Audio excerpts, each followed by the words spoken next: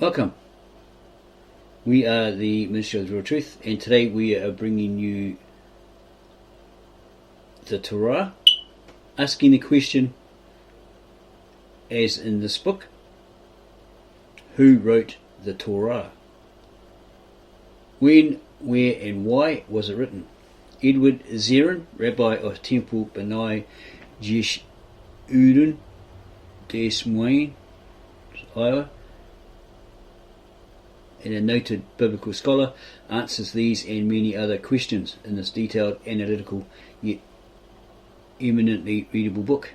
Recent archaeological discoveries and the development of the science of Bible study have caused scholars to view the birth of the Torah, the first 5 books of the Old Testament, in a new light. Dr. Zerin presents the modernist view of the Torah as a historical record of actual events, substantiated by archaeological discoveries, and as a religious document setting forth a code of laws and rules by which the Hebrew people were to live. The Torah evolved over a period of centuries, say the modernist scholars, and was the work of 4 schools of writers, each of which is discussed in detail. The development of the Jewish people paralleling the growth of the Torah is also explored. The birth of the Torah gives new meaning to the Old Testament as an accurate record of the life and times of the biblical period. It offers much information on the evolution of the religious laws and traditions that form the basis of both Judaism and Christianity. It is a book that readers of all faiths will welcome and appreciate. Bibliography, notes and index.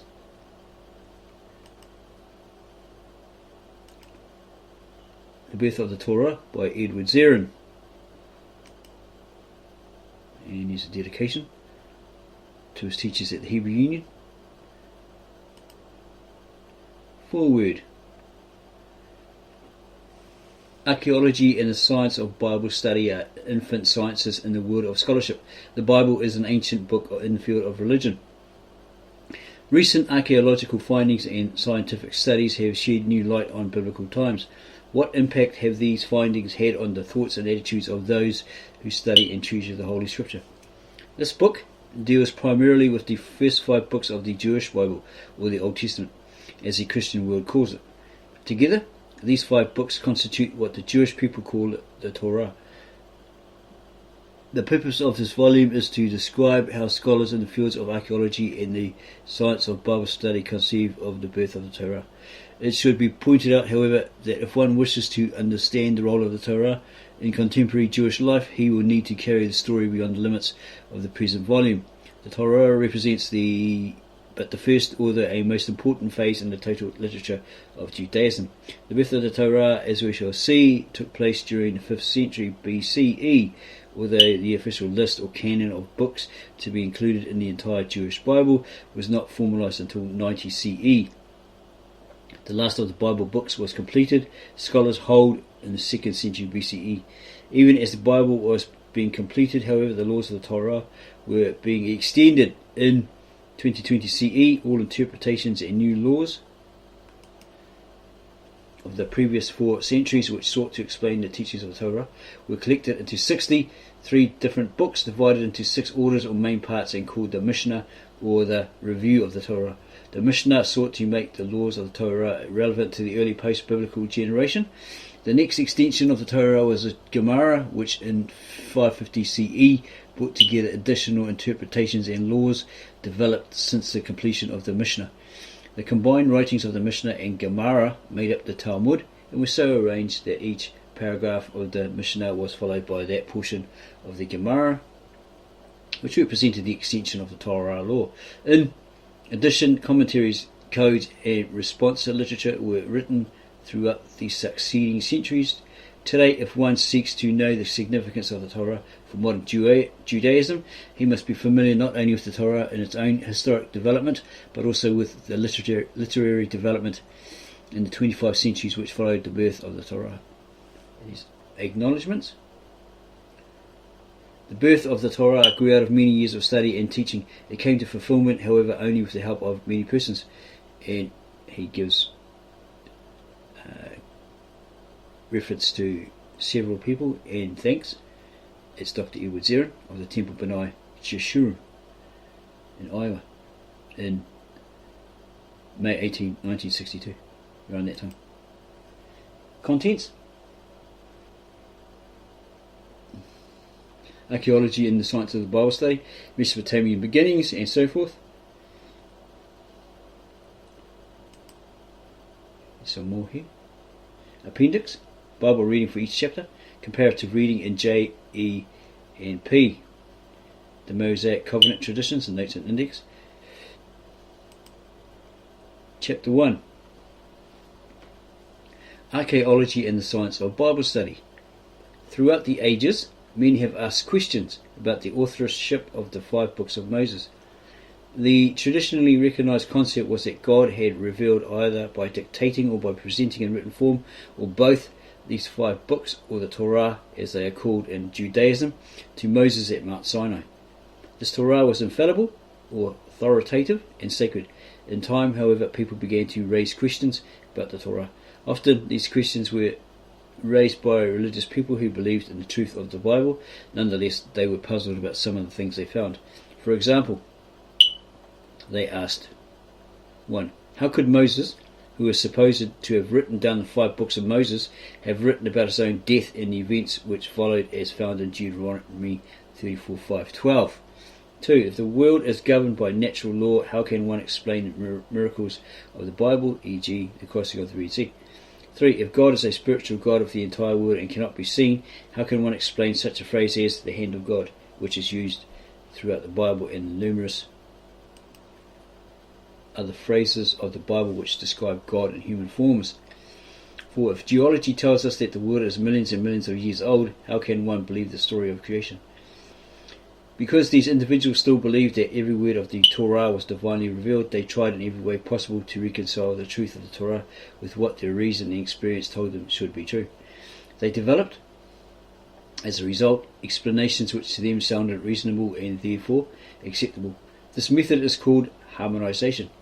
The following outline illustrates some of the ways by which people have tried to harmonize reason and experience with regard to the above questions. 1. Obviously, no person can write about events after his death. However, Moses did write the entire Torah with the exception of this one passage, which was written by Joshua after Moses had died. Yes, but we had read and heard that the Jews admit that he never wrote the Torah. The Jews, as a tradition, they put names to every scroll, text, etc. book in their religion, Judaism, right? They openly admitted that, apparently, that they put names to it. It's a tradition, so we're not too sure on that one. 2. The world is governed by natural law. However, even before creation took place, God had provided for the appearance of these miracles at a given time. Consequently, the appearance of the miracle did not break God's conception of natural law. The miracle was but the natural occurrence of an event. God is not an arbitrary God who interferes with the normal processes of the universe once these have been established by him. Yeah, nature takes its course. We have read that it doesn't interfere where nature's involved. If something happens, it's nature. The Bible spoke the language of men. Therefore, when the Bible referred to the hand of God, it did not mean specifically a hand as human beings conceive it. The term hand of God was a symbol of the power of God. Yeah, it's the way man represents it, right? Or explains it, or puts it, right? The world may in truth be millions of years old as man counts time. However, when the biblical writers refer to a day of creation, they may very well have referred to a day in terms of God's conception of time. Each of the 6 days of creation may very well have been millions of years long, according to the reckoning of men. Well, we found that in the original ancient, very old Brita of the sacred scribal old tongue, Lishana Artika Sapreya, from the original ancient Tav Esrit, or Aramaic, or where the Aramaic is from, the sister language of the original ancient very old Tav Ivri, or Hebrew. That in this book of Brita, or Genesis in English, it actually has a word. It started off saying an evening and a morning were the first eon. So we looked at the footnotes below it. We've done a video on this, covering this. And it was read as Iyuma, a word from the Aramaic, the sacred scribe or old tongue or language, Lishan Atika. Yuma, which when translated means immeasurable or unfathomable period, because no one was here to know when God started the creating act, and when he finished, and what day, what time, whatever. And era, age, eon, and day with a capital D. So as we explained it before in those videos, as it says here, a day of creation that may very well have referred to a day in terms of God's conception of time. Each of the 6 days of creation may very well have been millions of years, according to the reckoning of men. Okay, because no one was there to verbalize it to some others. Right? No men had been created and saw what was going on and could remember or pass on verbally when he started, when God started creating and when he finished, etc. Okay, so remember, there's a scripture that says a day is like 1,000 years to God, or 1,000 years is like a day or a week to God. Okay? Then they had a capital day with capital D, so that would be the day in relation to the sun and the moon, the two great lights being created, their evolutions or their cycles, and the seasons, etc., etc. That's what they were for, in that lunar solar cycle.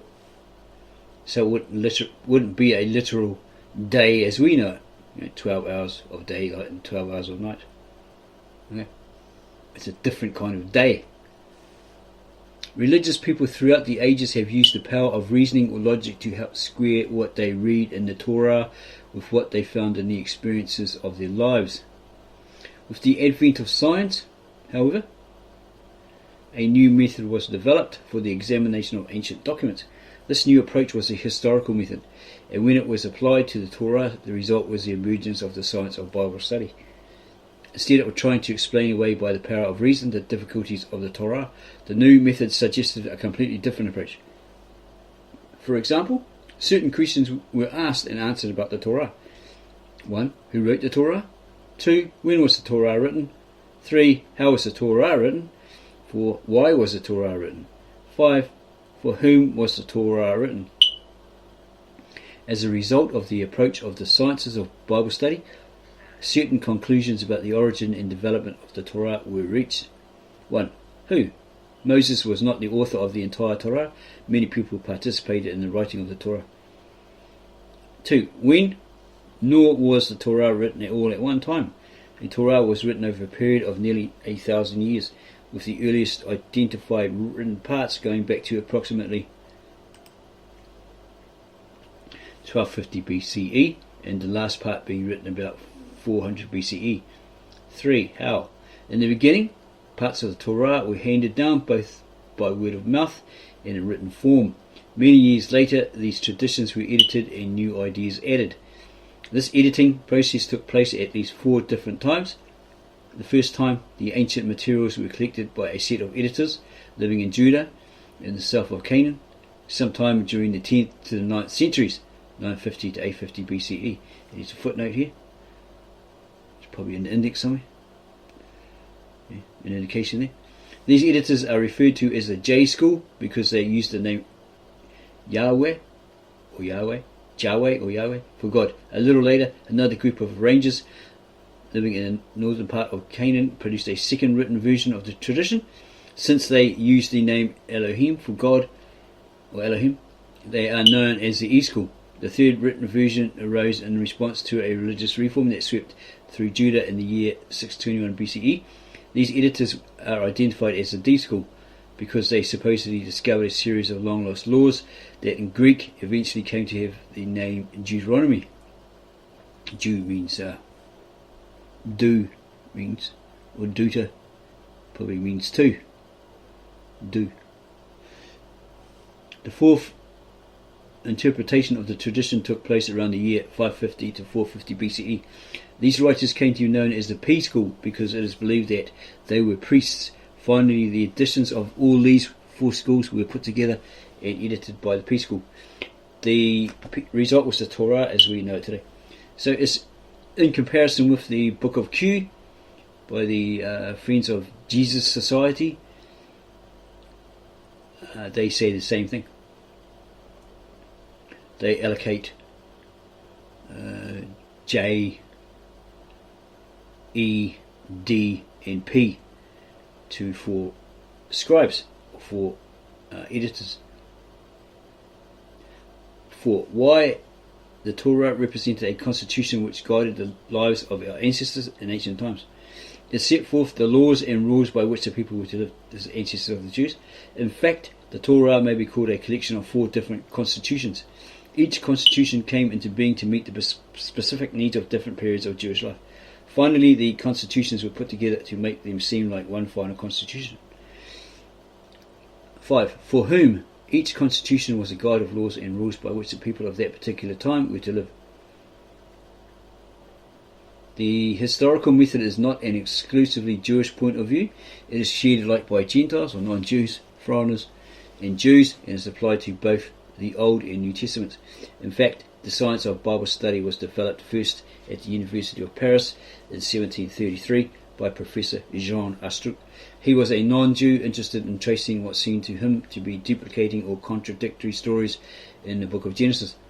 Since then, many Gentile scholars have pursued the line of study set forth by Professor Astruc. The climax came in 1876 with the development of the documentary hypothesis by two German scholars, Graf and Wellhausen.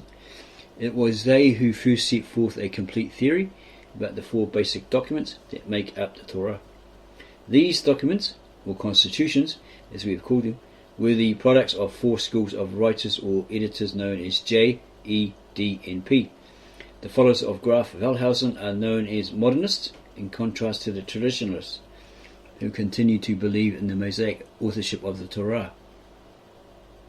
Many Jewish scholars have followed in their footsteps and have adopted the modernist teachings as their own.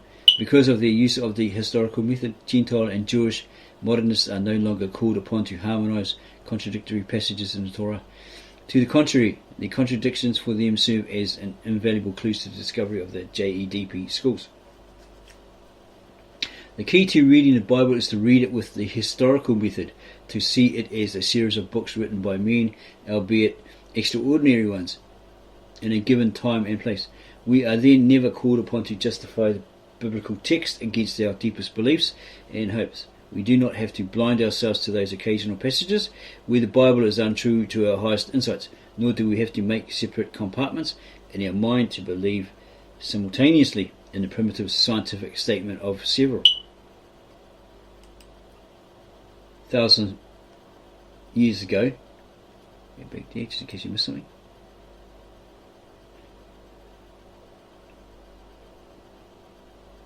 We do not have to blind ourselves to those occasional passages where the Bible is untrue to our highest insights, nor do we have to make separate compartments in our mind to believe simultaneously in the primitive scientific statements of several 1,000 years ago and those we learned from today's laboratories. What is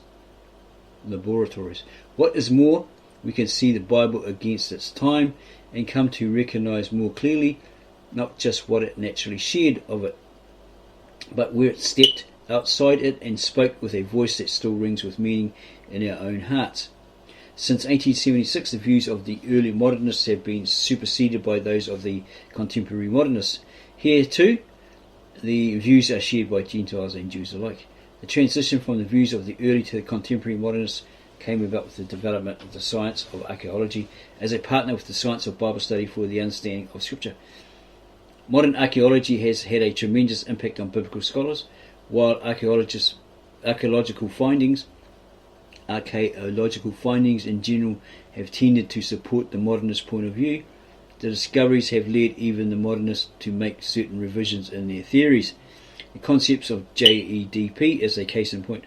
Formerly, it was believed that the editors of the J School which was regarded to be the earliest school, had resource only to oral traditions.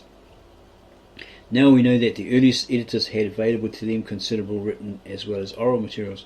Moreover, contemporary modernists now look upon JEDP as parallel schools, which each using materials which had been preserved from very early times rather than as consecutive schools, one building on top of the other. Similarly, some early modernists held that the patriarchs, Abraham, Isaac and Jacob, never existed. They contended that these persons were the creation of later writers who invented them to fit in with the writer's purpose. Today, the historical background of the patriarchs is too well known to deny their existence. Again, early modernists believe that the concept of ethical monotheism, the belief in only one God who demanded justice of his people, was a late invention. Today, many modernists feel that the ethical elements of monotheism were present in the religion of ancient Israel almost from the beginning. In addition, the evidence now seems to indicate that even among the polytheistic religions, which believed in many gods, the gods were looked upon as the rulers of the entire world. The idea of a universal gods or God, a god or gods, who ruled the universe was part of the belief of many religions. And a fourth point too, the position of the early modernists is not followed today. Formerly, it was held that the real unity of the ancient Israelites was not achieved until the time of King David and King Solomon. This was more than 200 years after the exodus from Egypt. Now, scholars hold that this sense of unity had progressed quite far by the time of Joshua, the successor to Moses. Thus, the contemporary modernists believe that the sacred traditions and institutions of ancient Israel are much older and more authentic than they were thought to be by the early modernists. They go back to the earliest period of Jewish life in Canaan, to the time of Joshua and the Judges, as well as that of Moses in the Sinai desert wilderness. The new trends in Bible scholarship can be summarized as follows. It is generally agreed today that a new approach to the biblical traditions is required. The older critics, it has long been realized, proceeded too largely on the assumption that the Pentateuch, the 5 books of Moses and the book of Joshua, was the product of a purely literary activity, which came into being by the editing together of written documents. They conceived their task, therefore, almost exclusively as that of unravelling these various strands, that they might study each in isolation. While the possibility was granted by some of them that the documents might contain older material, this recognition was in practice allowed little play. The documents were evaluated as the creations of the ages in which they were written, and this led inevitably to the discounting of their worth as historical sources. But no sooner did new archaeological discoveries begin to pour in than it became evident that a new evaluation was in order, for it began to be clear, in the light of parallels, that at least some of the material of the Pentateuch did not originate with the authors of the documents at all, but had been adapted by them from traditions much more ancient. As early as the turn of the century, indeed, certain scholars had begun to turn their interests from documentary analysis to the study of individual units of tradition within the documents. The pioneer was H. Gunkel, who was the first to apply the methods of form criticism to biblical studies, and who early gave attention to certain traditions in Genesis in the light of Babylonian parallels. He was followed in this by H. Gressman, who applied similar methods to the study of the tradition of Moses. It is today quite evident that today the documents by no means dates their contents or passes verdict on their value, and yet documentary analysis is only the beginning of the critic's task. As one observes, for example, the remarkable way in which the patriarchal narratives of J&E, though presumably written down in the 10th century and after, reflect conditions that obtain a half millennium or more earlier, no other conclusion is possible. Attention must be given therefore to the history of the traditions in their pre-literary form. It has been clear that while one may assign to the various documents absolute and relative dates, the material can be ranked in no neat chronological progression, nor can the documents themselves be used to support an equally neat picture of the evolution of Israel's religion. But this has meant that Wellhausenism in its classical form has all but ceased to exist, while the documentary hypothesis itself has been forcibly placed in a new light. Archaeology is defined by Webster's New Word Dictionary as the scientific study of the life and culture of ancient peoples, as by excavation of ancient cities, relics, artifacts, etc. While archaeology deals with the past, it is, comparatively speaking, a brand new science. It is less than 100 years old and has come into its golden age only within the last 25 to 50 years. It might be slightly older in this modern time, it might be 150, something like that. Ancient man would build one city right on top of another. Whenever a city was destroyed, the people would construct their new homes on top of the old rubble heap. Very often they did not bother to clean up the old site and usually left much pottery lying around. By examining these pottery fragments, the modern archaeologist has been able to tell not only how many cities have been built on one place, but also when these cities have been constructed. In the year 1890, the father of modern archaeology, Dr. W. M. Flinders Petrie, was able to identify the remains of 8 ancient cities by tracing the shapes, materials and kinds of pottery which he found on one site. He accomplished this feat by digging down nearly 200 feet through a mound of debris known as the tell. While Petrie discovered the method of archaeology, the significance of his work was not established until many years later. In 1921, the American archaeologist Dr. William F. Albright, 2 other Americans and 2 Arabs driving 2 donkeys loaded with equipment, set out from Jerusalem for a walking tour of the region of northern Palestine. They did not use the well-travelled paths. Instead, they climbed over tells and ruins, living simply on the food of the natives, unleavened bread, cheese, eggs, and leaven, or fermented milk. For nearly 2 years, Dr. Albright and his party paid special attention to the different types of pottery dug from the various levels of the ancient cities. From this evidence, he was able to date the exact years in which the towers had been inhabited. Pottery fragments tell us not only the dates but also the names of ancient cities. They are the clues to the geography as well as the chronology of Bible times. Because of the many empires and cultures which centered in Palestine, place names had changed frequently during the course of the centuries.